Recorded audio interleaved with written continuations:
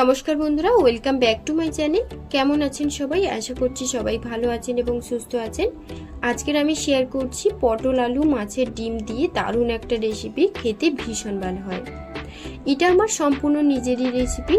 আশা করছি এই রেসিপি আপনারা আগে কখনো খাননি। খেতে কিন্তু অপূর্ব স্বাদ হয়। আপনারা না খেলে একবার বানিয়ে দেখবেন, ভীষণ ভালো লাগবে। আমার চ্যানেল এখনো না সাবস্ক্রাইব করে থাকলে অবশ্যই আমার চ্যানেলটিকে সাবস্ক্রাইব করে রাখবেন, তাহলে আমি যখনই কোনো রেসিপি শেয়ার করব আপনাদের কাছে খুব সহজে পৌঁছে যাবে। তো চলুন তাহলে এখন রেসিপিটা দেখে নিই। রেসিপিটা বানানোর জন্য এখানে ছাড়িয়ে ধুয়ে কেটে রাখা দুটো আলু একদম সরু করে কেটে নিয়েছি, আর নিয়েছি 300 গ্রামের মতন পটল। কিছুটা গ্যাপ রেখে পটলের খোসাগুলোকে ছাড়িয়ে নিয়েছি।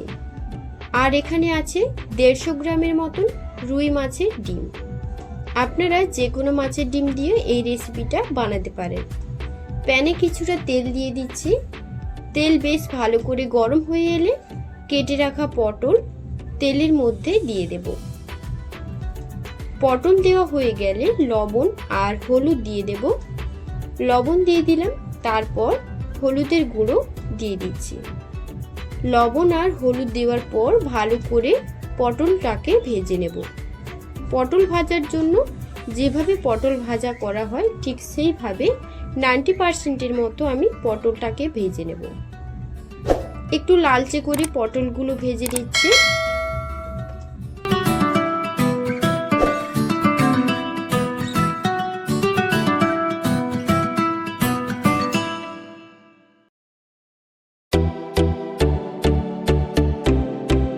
উল্টে পাল্টে সব পটলগুলো ভাজা হয়ে গেছে।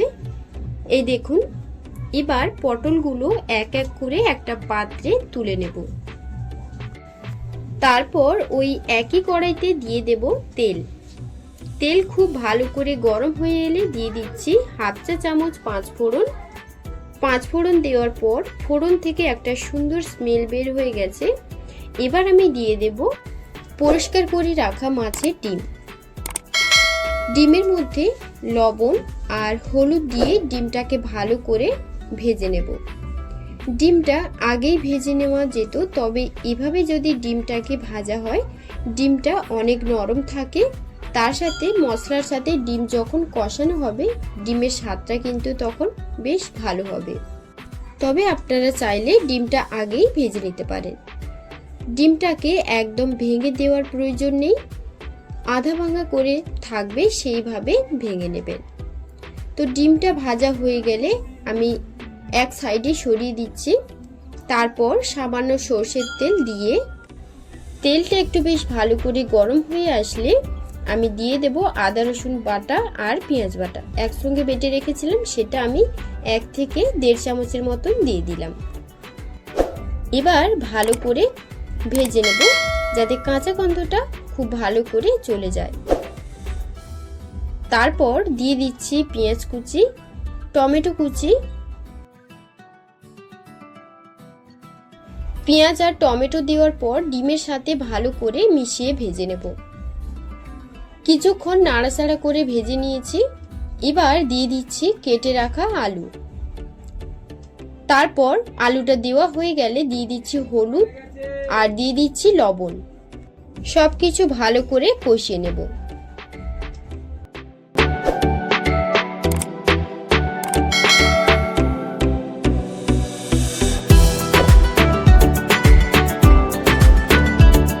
তারপর 2 মিনিটের মতন কষিয়ে নিয়েছি। এবার 1 চা চামচ জিরের গুঁড়ো, 1 চা চামচ ধনের গুঁড়ো, 1 চা চামচ ঝাল লঙ্কার গুঁড়ো, হাফ চা চামচ ম্যাগি মশলা আর সামান্য জল দিয়ে মশলার সাথে আলু আর ডিমটাকে ভালো করে 5 মিনিট ঢাকা দিয়ে লো আঁচে কষিয়ে নেব।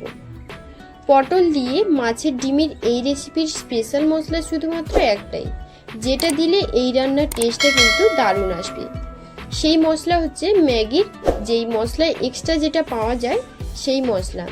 এর টেস্টটা কিন্তু অসম্ভব সুন্দর আসে। ঢাকা দিয়ে 4 থেকে 5 মিনিট রেখে দিয়েছিলাম। এখন ঢাকনাটা খুলে নিচ্ছি। আলু আর ডিমটাকে ভালো করে কষিয়ে নিয়েছি। আর আলু ভালোভাবে সিদ্ধও হয়ে গেছে। এখন পটল দেওয়ার পর আলু পটল সবকিছু একসাথে ভালো করে কষিয়ে নেব।